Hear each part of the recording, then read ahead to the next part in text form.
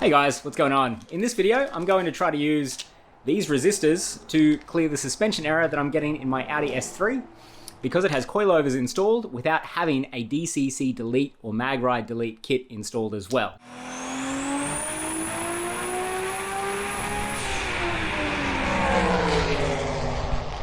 So it's got a sensor on each of the shock towers that is supposed to be hooked up to the ECU. Because it has the coilovers installed, it's not sensing any load on that circuit. So what we're going to do is try to trick those circuits into seeing this load.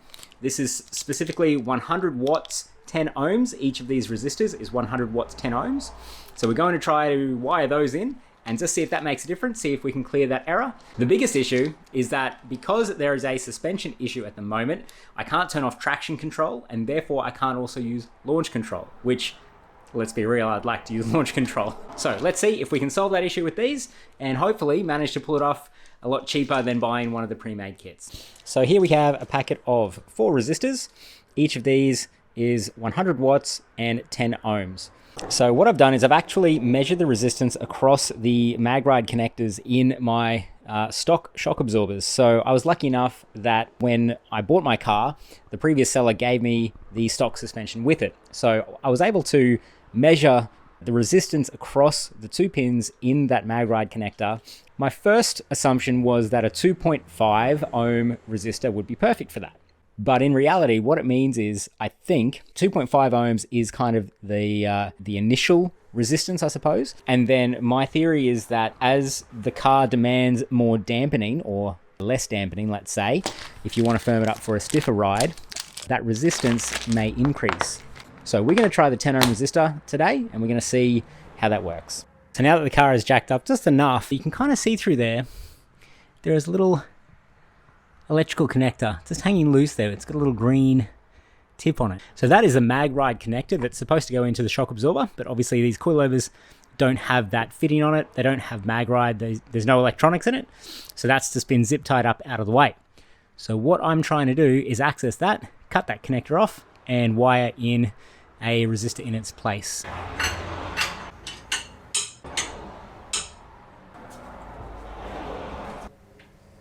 As you can see, with the wheel off, here is the connector that would normally go into the Magride connector on the actual shock, which is missing from these BC Racing coilovers. Now these coilovers are really nice, I want to keep them, but I also want to clear the suspension error that I'm getting on my dash every time I get in my car. So what my plan is to cut this off. I might leave enough so that I can join it back together in future if I want to, somewhere there, and wire in one of those new resistors that I've got, and just zip tie it up onto the body of the coilover or something like that, and hopefully that's all we need to do.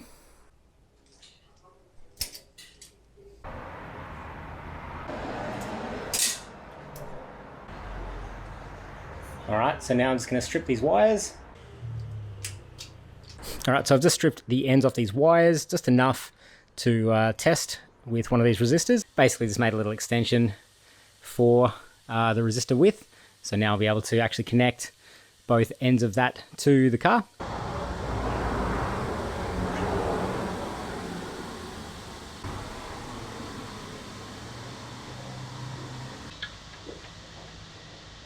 So here we are in the car. Let's see what happens when I press the button. What's been happening is a suspension error basically when I turn the car on.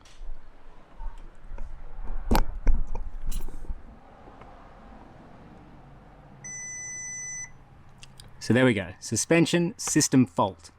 And so I'm not sure if you can read that on the screen, but if not, I'll drop in a screen recorded version of this. When I first connected to this app through the OBD11 dongle that I've got under the dash at the moment, it still showed a front right dampening adjustment value something, basically open circuit, basically meant that there was nothing plugged in. So now I cleared the codes and that one didn't come back. I'm going to turn the car off and have a look what happens this time. Okay, suspension system fault, that's fine. Let's refresh this. And there you go, there's nothing mentioning the front right. I reckon it's done it. Let's go ahead and tidy that one up and then we'll move on to the left.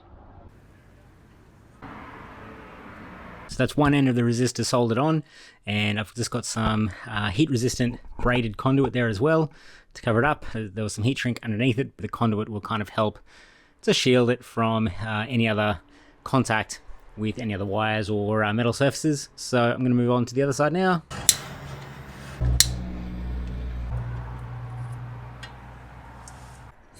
And so there we go, that's the first one.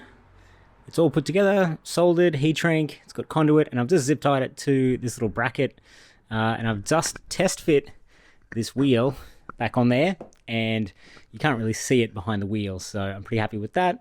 I'm just going to put everything back together, put the wheel on, put the car back down, and do the front left next. It's basically going to be the same process.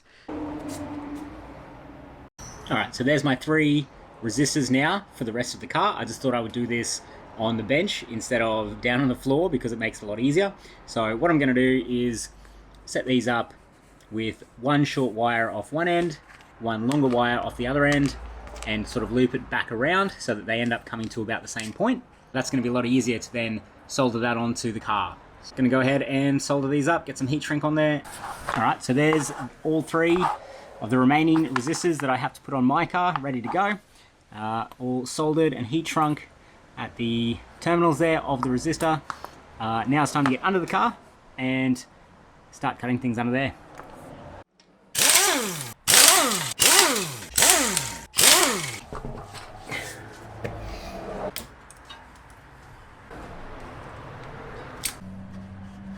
There we go, different color on this side, but that's alright, it's the same plug.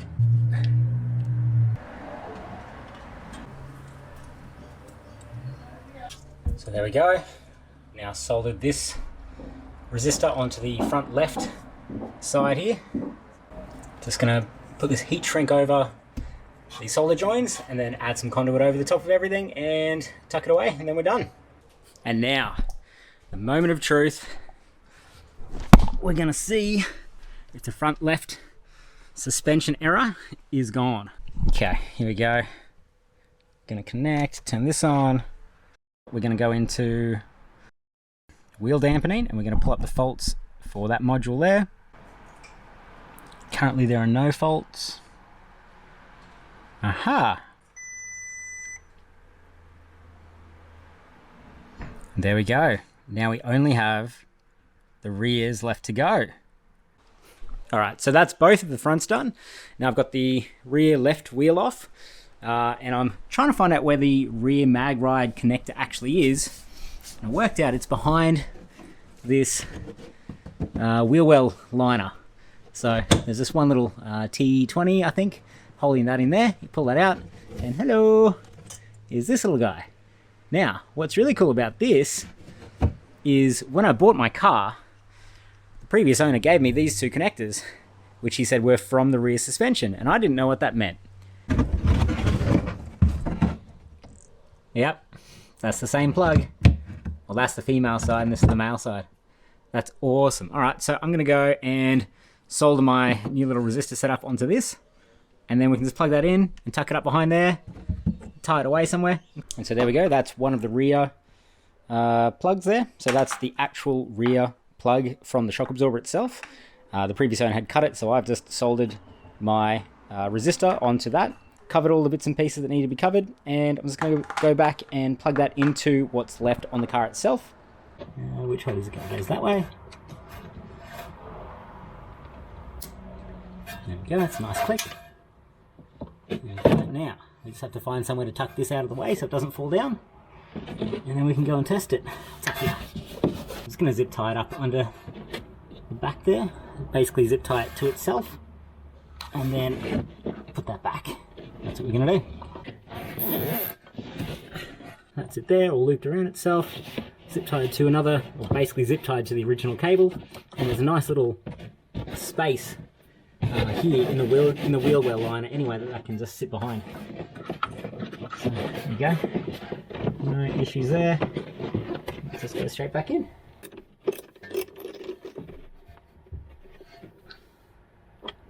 Alright, here we go. So this is now both the fronts and the rear left plugged in. So we're going to connect to the OBD. Yeah, we still know there's One suspension fault, hopefully only. Okay, here we go. Okay, so we go to wheel dampening, go to faults, wait for it to refresh. Left rear, aha, is gone green. So that's good. So if we clear these faults, only the rear right should come back. There we go, we've only got one left. Woo! All right, so this is the rear right. And the only difference on this side is there is the fuel filler neck running down here, and you can actually see my Magride connector is just kind of dangling there. So I'll figure something out, but it's going to involve, I can see, I'm going to have to take this probably little screw out, peel that back, get some more room, and then do the same thing as I did for the rear left, where I plug it in here, tuck it up back in there, and then put this back down, put the screw back in, and it should stay up there fairly easily.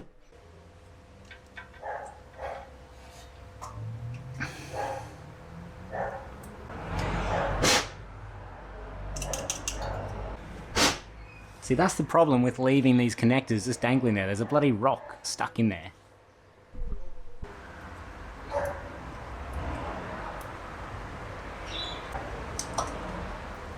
There we go. Alright, I finally got it to click in after I cleaned out all the dirt and rocks that have built up in there over the last, I don't know, 4 years or however long the previous owner had that in.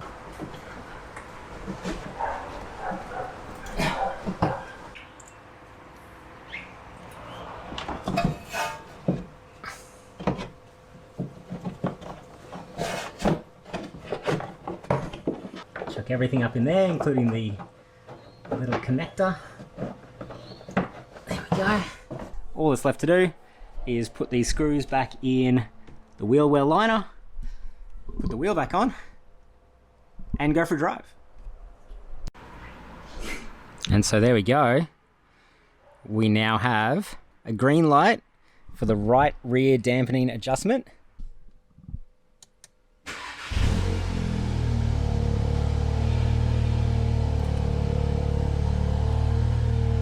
No errors on the dash. That is really cool. All right, so it's the next day, and I can report that this whole process didn't quite go to plan. While I was sitting in my garage, sitting stationary, there were no suspension errors. Once I got outside onto the road, I got about 1 block away, and the same suspension errors came back on the dash. I pulled over and checked it with the OBD11 on my phone, but this time it was a different error, something about the current value was out of parameters. So I cleared the codes and very quickly realized that I was actually driving in dynamic mode, which is what I usually drive in. The error came back on very quickly again, like after another block. Pulled over, cleared the codes again. This time I switched to comfort mode. I was able to drive for another, it was about 10 or 15 minutes. The error didn't come back. There were no errors. I was able to drive fine. What I think happens is in comfort mode, it's not commanding the shocks to be very stiff, therefore it's not sending a lot of current to the shocks. When it's in dynamic mode, it's obviously trying to provide the driver with a stiffer ride, so I believe that it's sending more current into the shocks, therefore magnetizing the iron particles in the fluid and giving you that stiffer ride. What I think happens is in dynamic mode, it's going to be more sensitive to any changes in the suspension travel as I'm driving. In comfort mode, it's not as sensitive to suspension changes. They are 100 watt 10 ohm resistors on all 4 corners. I might need to switch to like a 5 ohm resistor or a 2.5 ohm resistor, or potentially go the other way and go for like a 20 ohm resistor or something like that. I'm not sure yet. That's what I have to work out. Because the resistors that I put in kind of work but don't work entirely, I've picked up a different set of resistors. These ones have a different value. So these are still 100 watts, but these are now 3 ohms. I'm going to go ahead and put these in instead, and we'll see how that works. Yeah, there's the dog. Alrighty guys, there is the new resistor on there. So that's now 100 watts, 3 ohms, and it's all just wired in exactly the same way as before. It's literally just each end of the resistor is wired into one of the 2 wires that was originally going to the Magride connector. So I'm just going to zip tie that in place like the last one and put the wheel back on and go for a test drive. All right, so I've tried a few different values. I've tried 10 watts, sorry, I've tried 10 ohms, I've tried 5 ohms, 3 ohms, and I've also even tried to make my own 1.5 ohm parallel resistor. It doesn't look great, but I just wanted to test it. So with that connected, it seemed to throw no error codes at all. So what I've got to do now is basically order some 1.5 ohm, just single piece resistors and plug those in and test them. But what I have done at the moment is basically just make a little extension. That is where the original Magride connector went on. So I've just obviously lopped that off, and because I've been changing what goes on the end over and over again, this was starting to look a little bit ratty, and it had extra connections sort of soldered together. So what I've done is I basically just soldered on this longer piece of wire, and what I'm going to do is run this up behind the wheel well liner and up into the strut tower. There's a little hole that goes through into the engine bay. So I don't know if you can see it there. Where is it? Somewhere up here. There is one hole that goes through to the engine bay. So that will allow me to keep experimenting with these resistors until I find one that works. If the 1.5 ohm doesn't work, then I guess we keep trialing. But this will at least make it easier to change. And if I ever need to replace it, it'll be up in the engine bay instead of having to take the wheel off each time. All right, so the 3 ohm one works while you're driving, but for whatever reason, still comes up with an error when you first start the car after about 20 seconds. So I'm getting rid of that, and I've got some 1.5 ohm resistors, 100 watts. So I'm going to put these in now, and we're going to see if that makes a difference. This is all very scientific at this point, as you can see, with my prowess in twisting wires. So this is just to test things out. Once I know if it works, then I'll obviously go back and solder things properly, but you know, for right now, this is what I think is the easiest way to just get this done. Get these, at least get everything connected electrically, and you know, just be able to test that everything works. So there we go, 100 watts, 1.5 ohms resistor wired in to my front right strut. Let's go and start the car and see what happens. All right, so far things are looking good. I just rolled out of the garage, and I don't know, I feel like this isn't gonna work. Okay, cool. All right, so here's the first test. I'm in comfort mode at the moment, and so far, nothing's popped up, which is a good sign. Let's keep driving around for a bit. All right, so I've been driving around in comfort mode for a few minutes now, and I've had no warning lights come on, which is good. I've even gone around some of the turns that used to set this off, and for some reason, even the left side isn't showing up as a warning at this point either. So I'm not sure if I'm just not hitting the corners fast enough or hard enough, or I'm not going on enough uneven ground to set it off. But so far, nothing. Okie dokie. So, comfort mode seems to be a-okay at this point. As I'm driving around, I'm watching the values here. This is the dampening adjustment valve, current low side and high side. Everything seems to be the same as it was before, even with the new resistor in there. So because I don't like driving in comfort mode very much, what I'm going to do now is switch out of comfort mode, and I'm going to go to dynamic, which is what I drive around in 90% of the time. And we're going to try and open things up a little bit, get a bit of speed and a bit of aggressive cornering into it, and see what happens. Uh-oh, we have a warning light. So we can see, even without going into the fault codes, you can see here from the live data that now that the warning lights come on, it's actually not trying to dampen the front left shock anymore. The values for the front left shock are like plus or minus 3 milliamps or plus or minus 5 milliamps at the absolute most, whereas every other shock it's trying to put in the usual kind of a few hundred up to about 1,000 or 1,500 milliamps, depending on how much dampening the car thinks is required. So without even looking at the faults, I can tell you right now that would be the front left dampener that's thrown an error code, which I think means that I've hit a spot that would normally set off both of the shocks, but what's happened this time is it's only set off the left one, which to me might actually mean that the front right now has the correct resistor value in place and hasn't set off an error code. So I'm going to pull over in a second and I'm just going to pull up the error codes. Okay, cool. So if we go out of the live data, back, and we go to faults, I'm going to refresh, looking for faults. So here we go, left front dampening adjustment, current implausible, but there's no error for the front right. That's exactly what I was hoping would happen. That's amazing.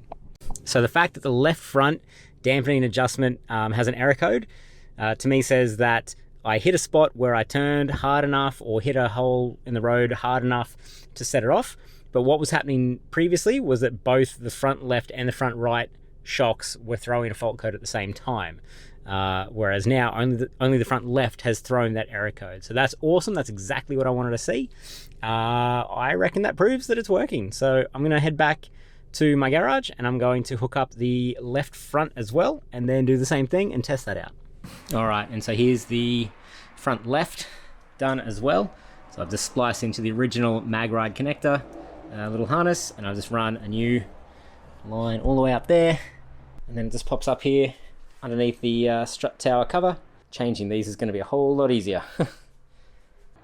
Alrighty, so now that I've got a better idea what resistance value I need, I'm now back in the rear, and I'm going to remove this resistor and replace it with the better one.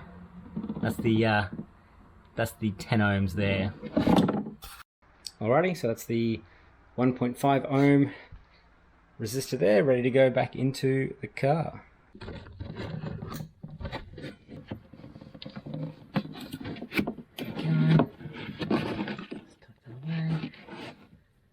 And put that little screw back in and we're done. There we go, good as new. Alright guys, so that's basically all the footage that I had filmed for the actual process of installing my homemade Magride Delete kits. I kind of figured once I got to the point of doing the third wheel, I figured the fourth wheel is basically the same process and, you know, nobody wants to keep watching the same thing over and over again. So I just cut it off there. I did some more testing and it's now been about 2 months since I shot the very last clip that you just watched. It's been about 2 months since that happened. So I'm very happy to report that there's been no issues, there's been no error codes, there's been no suspension faults, anything like that coming up on my car. It's been driving perfectly. I've been using launch control. It's been f***ing awesome. It's great. I love using launch control now. It's my favorite thing in the world. So in actual fact, this video has taken almost 6 months to complete. Actually, a little bit longer. You can see in one of the shots, when I pick up my phone, it actually says a date back in July 2024, and it is now March 2025. So that's how long I've spent researching the bits and pieces for this video and making sure that these resistors are the right things, they're working properly, they're not causing other issues to my car, they're not overheating, they're not dying prematurely, all that sort of stuff. But now that it's been this 2 months with the 1.5 ohm resistors in there, I'm very confident to say that it's fixed it for me. Now that's not to say that this exact setup will work on every Audi or every Volkswagen or whatever the case is, but I know for my personal pre-facelift 8V model, this has done the trick. So 100 watts, 1.5 ohms.